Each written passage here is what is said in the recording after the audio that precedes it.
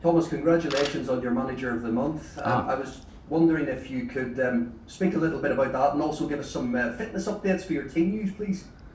Well, it's very unusual for us to have this reward, because that is not a reward that you can achieve in France or in Germany. So, but it's very nice because I don't believe in individual rewards in football. So to receive one is, I'm more or less the representative for my staff and for everybody here in Cobham, and this is proof that we did well in the right direction and that everybody was pushing in the same direction.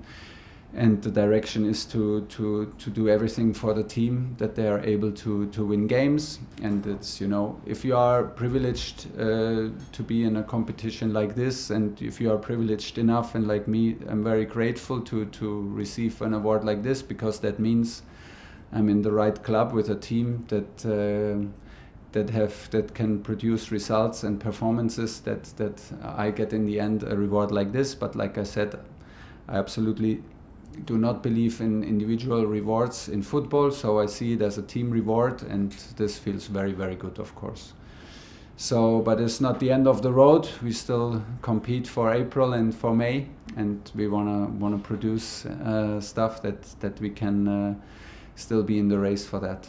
And for the update for the injured players, well, everybody was in training today. We had a fantastic training session with high quality, good atmosphere, except for Ngolo Kante, who did individual work, but everybody else was out on the pitch and is available for tomorrow, which is good news.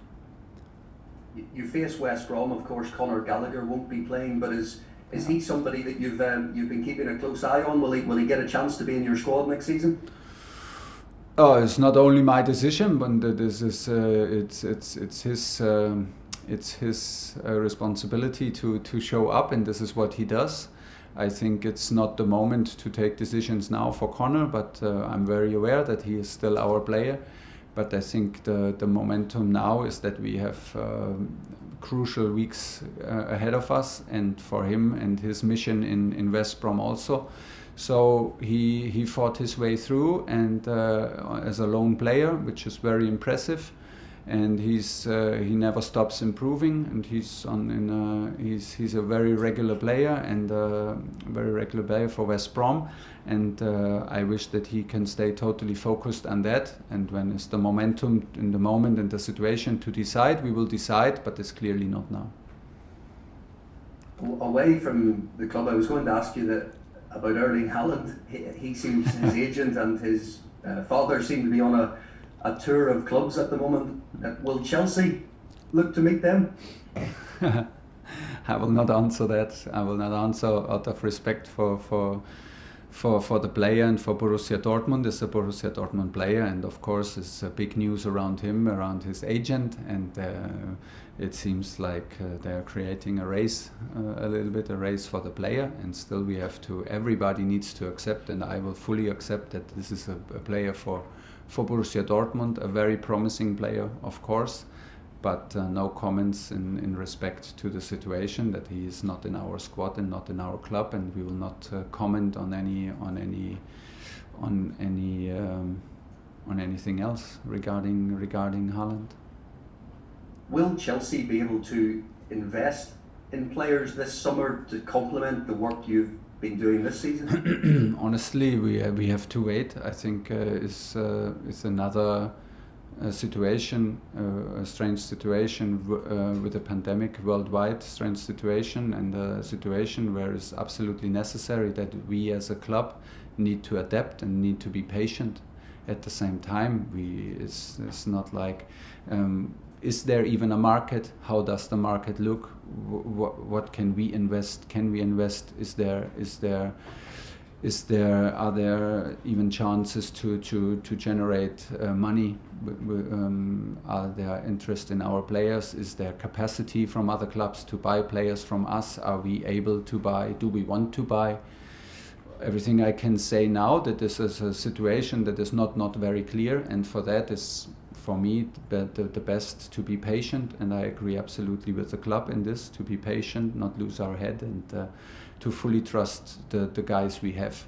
We have 8 weeks coming now, decisive weeks, exciting weeks, and full of decisive matches where we can achieve 3 big goals, that 3 big targets for us that we want to achieve. And my trust and my full concentration is on the players who are here, and anything else we will have time for that. And now is also the moment for the players to show that we can trust them.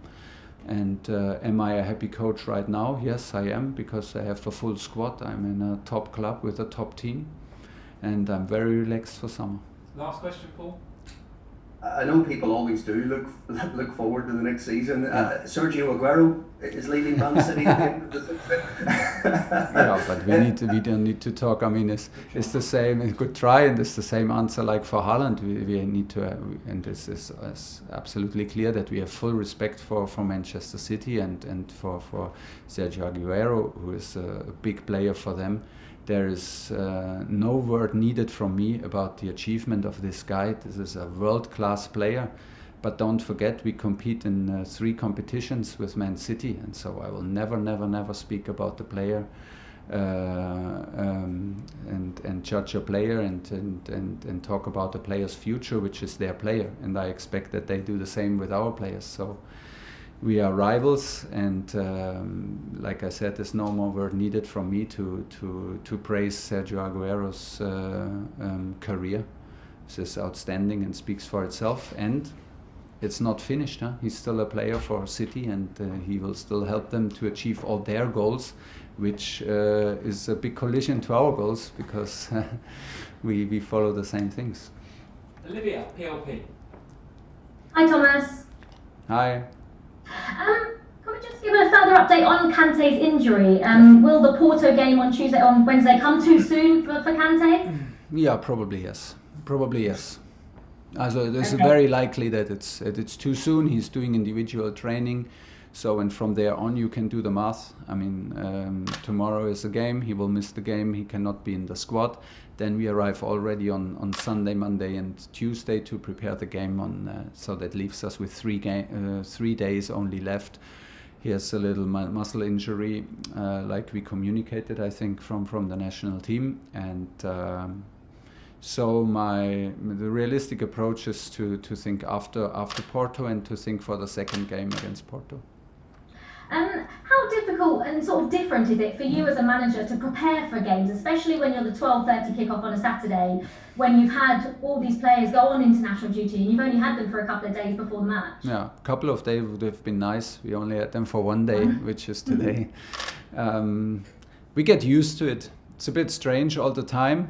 I want to be very honest. We also enjoy sometimes breaks like these in the coaching staff and the players who stay here, which are not many. It was only like 4 guys here throughout the weeks, but it's also enjoyable to take a breath and to breathe, to relax, and to refocus after that. But at the same time, is also strange, because your players come.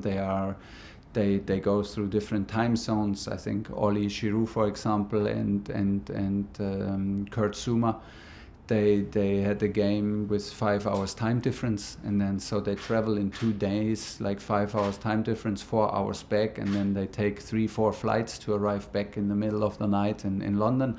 So this is clearly not the best preparation for the Saturday match at 12:30.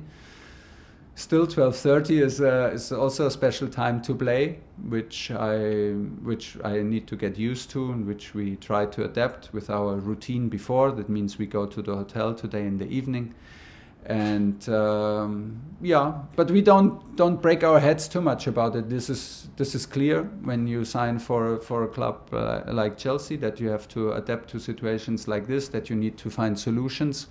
We had a very good training sessions today, and we will have the team together today in the evening for dinner.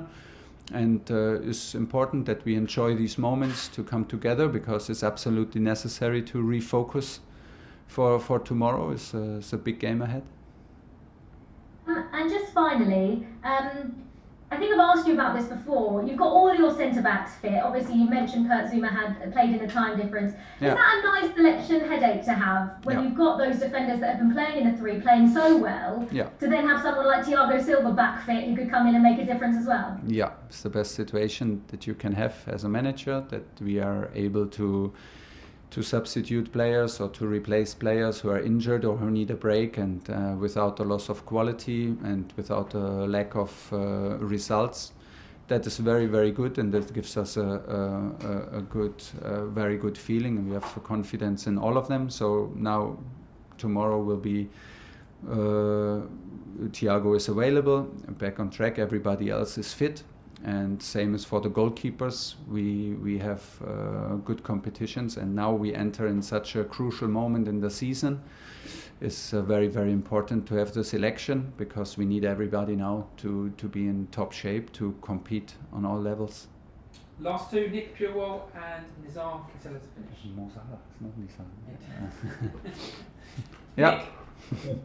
Just on Timo Werner, obviously he's still struggling in front of goal. I understand, spoken about this before. Just wondering, do you think maybe you need to do something different with him, or does he want to do something different to get back to his irregular goal scoring that we all know he can? Yeah, and he produced for years. Yeah.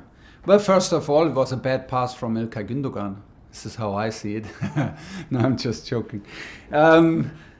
Well, of course. So now he missed the chance, and now everybody is passionate to talk about it, which is a bit annoying, because for me, it's the moment where arrives a moment where it's also enough to talk about Timo Werner and to talk about Timo Werner and to blame Timo Werner. But the truth is, he did not start 3 times for Germany. So maybe if he has more minutes, maybe they would have scored more. It's an easy solution in the moment to point the finger to Timo, which I cannot fully understand, and I will not accept. And I'm happy that he's back here, because here he's protected. We demand a lot from him. We get a lot from him. So, the best thing maybe is to look at the situation honestly, to not focus on the bad things, but to look at it honestly, which is he is in a moment where he lacks confidence, where things are not too easy. The balls, it simply does not work out like it usually works out. But he works hard for us. He wins. If this is the most critical point of his career so far, I mean, look at the data, look at the statistics. He scores still for us. He is doing assists for us. He is winning penalties, decisive penalties for us. So if this is the most critical point in your career, you can still accept it and say, okay, so it's pretty impressive so far. And I trust and I hope that he does the same, and I talked to him about it. This guy scored since he is 5 years old, and he never stopped, and it never stopped. So he can trust that his brain, his body remembers to do that, because it's absolutely usual for him to score. So it will come back. It's just a matter of time. Once but it's much easier said than done, because for me it's the moment not to think about it and not to read about it and not to even train extra. Yesterday I sent him in from training because he wanted to do some finishing with us. I just sent him in. I said, well, you don't need that. Your body, your brain knows how to score. You did it since you're 6 years old, so don't worry, it will come.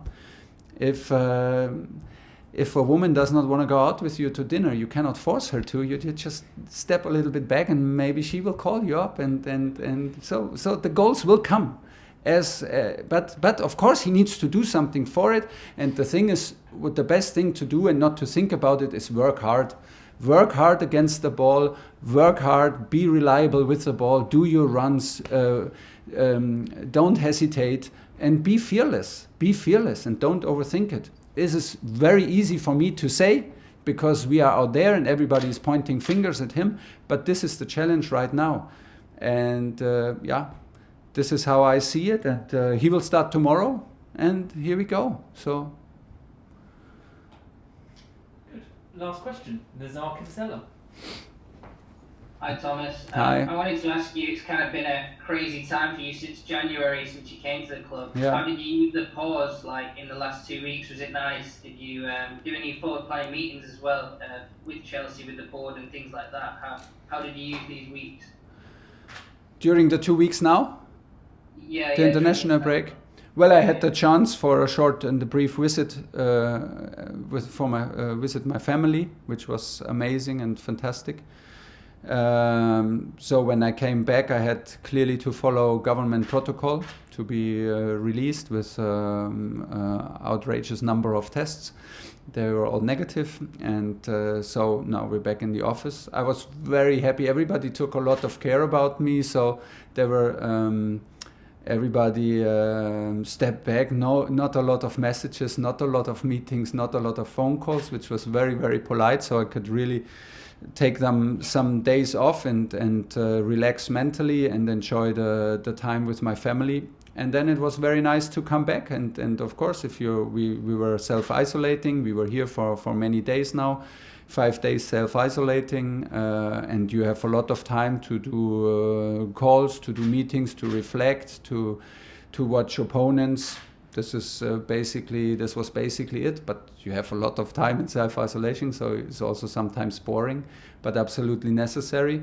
And I can just confirm that I was very happy to come back, that I was very happy to be around here in Cobham and be in the office and to be around everybody. So because we have a good time here, I feel very, very welcome, and this has not changed. And to be out on the pitch with the players is the best thing to do.